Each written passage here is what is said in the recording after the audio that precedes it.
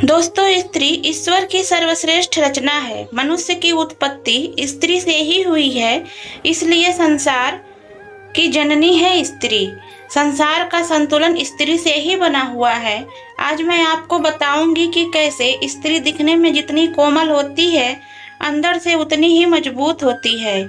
संसार के हर दुख, हर संकट, हर परिस्थिति से लड़ने की उसके अंदर शक्ति होती है। हृदय में ममता का अपार भंडार होता है, करुणा का भाव होता है, संतान के प्रति बेशुमार वात्सल्य होता है, पुरुष को सुख प्रदान करने की अद्भुत कला होती है। स्त्री मानव और मानवता की रक्षक होती है, इसलिए हमारे देश में स्त्री को देवी कहा जाता है, उसकी पूजा की जाती है। कहते हैं जिस घर में स्त्री की पूजा होती है वहाँ देवता हर समय निवास करते हैं। जहाँ स्त्री का अपमान होता है, उसे दबाया जाता है, सताया जाता है, वहाँ महाभयंकर दुख की बाहें फैलाए खड़ा रहता है। वहाँ दरिद्रता घात लगाए बैठी रहती है। घर में लक्ष्मी का आगमन स्त्री पूजा से ही होता है। इसलिए आपसे निवेदन है कि स्त्री को कभी तुच्छ ना समझे। स्त्री ही पुरुष की शोभा है। स्त्री से ही घर बना है। ईंट, लकड़ी, पत्थर से बनने वाला घर तब तक घर नहीं बनता जब तक उसमें स्त्री का निवास ना हो। स्त्री को गृहिणी इसीलिए कहा गया है, उसके आने पर ही घर बनता है। बिना स्त्री के घर की कोई शोभा नहीं होती। भगवान ने स्त्री को बहुत ही सोच समझ कर बनाया है। स्त्री बनाने में परमात्मा ने काफी समय लिया था, ताकि उसमें किसी तरह के गुणों का अभाव न रह जाए। बताया जाता है कि जब भगवान ने सृष्टि की रचना की थी तो उन्हें इसकी रचना करने में मात्र एक क्षण का भी समय नहीं लगा था। पर जब भगवान ने स्त्री की रचना की तो इसमें उन्हें बहुत समय लग गया था। स्त्री की रचना करते करते जब भगवान को कई दिन बीत गए, परंतु वह पूरी तरह बनकर तैयार नहीं हो पाई, तो यह देखकर भगवान का एक सेवक भगवान से ये बात पूछने के लिए बेबस हो गया कि सारी सृष्टि का एक पल में निर्माण करने वाले भगवान एक रचना को रचने में इतना समय क्यों लगा रहे हैं। दूत ने भगवान से पूछ ही लिया, हे परमेश्वर, सृष्टि के रचयिता, हे हेमंत, कोट ब्राह्मणों के निर्माता, करोड़ों ब्राह्मण की रचना करते समय आपको एक क्षण का समय नहीं लगा, परंतु अब ये ऐसी कौन सी रचना है जिसमें आपको इतना समय लग रहा है। तब अपने सेवक के प्रश्न का उत्तर देते हुए भगवान कहते हैं, हे परमेश्वर, यह मेरी सर्वश्रेष्ठ रचना है। इसे दुनिया में स्त्री नाम से संबोधित किया जाएगा। इसके अंदर मैं अपार गुणों को प्रतिष्ठित कर रहा हूँ, ताकि हर काम के लिए मुझे पृथ्वी पर न जाना पड़े। मेरी इस रचना के कई रूप और कई नाम होंगे। मुख्य रूप से ये 4 रूपों में दिखाई देगी, माँ, बहन, पत्नी और बेटी। इसके ऊपर मैं सृष्टि की बहुत बड़ी जिम्मेदारी सौंप रहा हूँ, इसलिए मैंने इसे हर परिस्थिति से लड़ने के योग्य बनाया है। इसमें साहस और सहनशीलता का अद्भुत समावेश है। कठिन से कठिन परिस्थिति में ये अपने आप को संभाले रखेगी। हर तरह की मुश्किलों से डरकर, अनेकों प्रकार के दुखों को सहकर ये सबको खुश रखने का प्रयास करेगी। अपने परिवार, अपने बच्चों के प्रति समर्पित रहेगी। कोई समय ऐसा भी आएगा जब ये टूट कर बिखर जाएगी, लेकिन फिर भी अपने आप को संभाल कर एक नए जीवन का संचार करेगी। यही इसमें विशेष गुण कहलाएगा कि ये स्वयं दुख सहकर, रोग शोक से ग्रसित होने पर भी उसे सहन करते हुए अपनी जिम्मेदारियों को, अपने कर्तव्यों को निभाती रहेगी। मित्रों, भगवान के मुख से स्त्री की सहनशीलता व कर्तव्य परायणता को सुनकर वह सेवक हैरान रह गया कि आखिर इसकी आकृति तो पुरुष की तरह है। 2 हाथ, 2 पैर, आँख, नाक, कान, मुख सब पुरुष के समान है। फिर ये अपने दोनों हाथों से इतना सब कुछ कैसे कर पाएगी। भगवान बोले, पार्षद, ये पुरुष के जैसे दिखती है, फिर भी इसके अंदर ये सब करने की क्षमता होगी, इसलिए इसे मेरी अद्भुत रचना कहा जाएगा। भगवान की बात सुनकर पार्षद ने उसे छू कर देखा कि कैसे ये कितनी कठोर है, जो विपत्ति से को सह सकती है। जब उसने उसे छू कर देखा तो वो बहुत कोमल थी। वो एकदम से हंस पड़ा। भगवान ने पूछा, क्यों हंस रहे हो? तब तो पार्षद बोला, प्रभु आप कह रहे हो कि ये हर परिस्थिति से लड़ सकती है।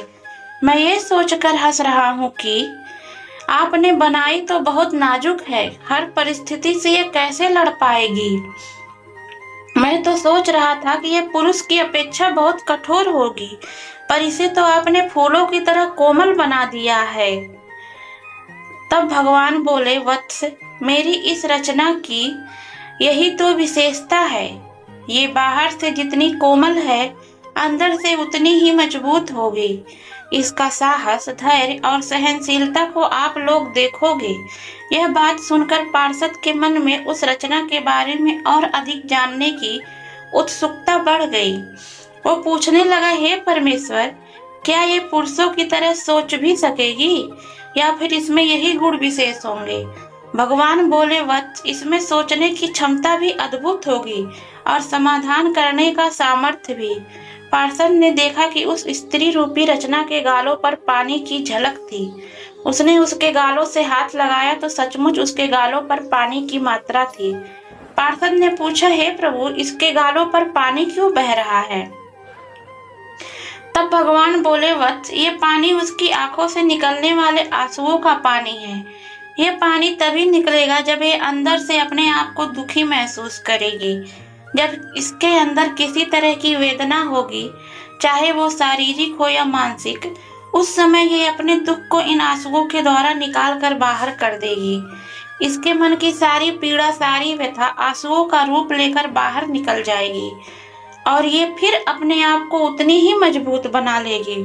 अपने दुखों को भुलाने का इसके पास एक अच्छा माध्यम होगा और इसकी ताकत भी होगी कि अपने आंसुओं से अच्छों को झुका भी सकती है। इन आंसुओं को अपना अस्त्र भी बना सकती है। मित्रों, भगवान की बात सुनकर सेवक बोला, हे भगवान, वास्तव में आप महान हो। आपने स्त्री रूपी अद्भुत रचना करके संसार को सजा दिया है, संसार में एक अनमोल रतन भेजा है। और सच बात है मित्रों, स्त्री का त्याग, बलिदान, साहस और सहनशीलता वास्तव में अद्भुत और अकल्पनीय है।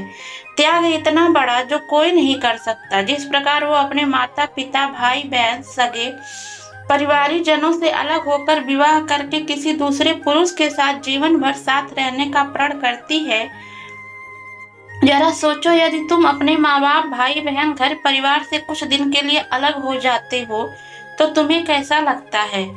वो तो अपने उन परिवारजनों से हमेशा हमेशा के लिए अलग होकर जीवन भर तुम्हारे साथ रहने आती है, जिसके साथ वो खेली कूदी बड़ी हुई, जिनके साथ अनेक प्रकार की भावनाएं जुड़ी हुई थी, उन सब को उसने कैसे छोड़ा होगा और फिर किस तरह से एक अनजान स्थान पर जाकर, जहाँ उसका कोई परिचित नहीं होता, वहां वो रहकर जीवन की तलाश करती है। एक नए सिरे से खुशियों को एकत्रित करती है, उसमें ढलने का प्रयास करती है, उनमें अपना सुख दुख बांटती है। स्वयं चाहे प्रसन्न रहे या ना रहे, पर अपने उन परिवार जनों को प्रसन्न रखने का प्रयास करती है। कई बार परिवार के लोग अलग तरह के सोच वाले मिल जाते हैं। उस समय उसका जीवन बड़ा ही कष्ट भरा होता है।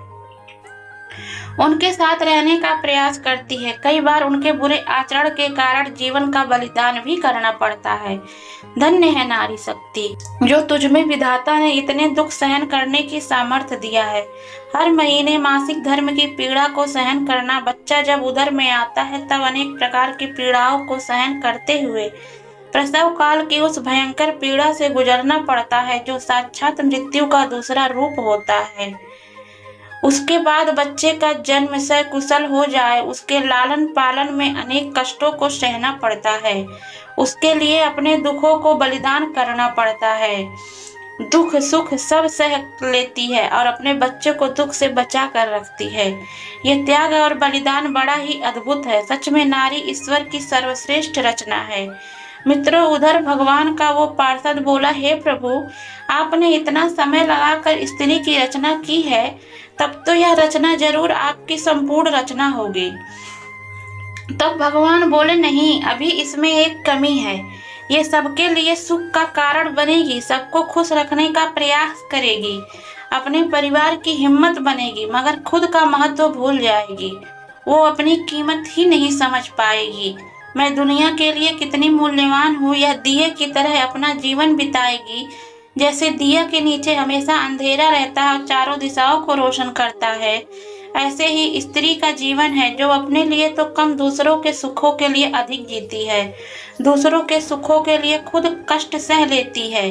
मित्रों, स्त्री वास्तव में ईश्वर के द्वारा दिया गया संसार को एक अद्भुत उपहार है।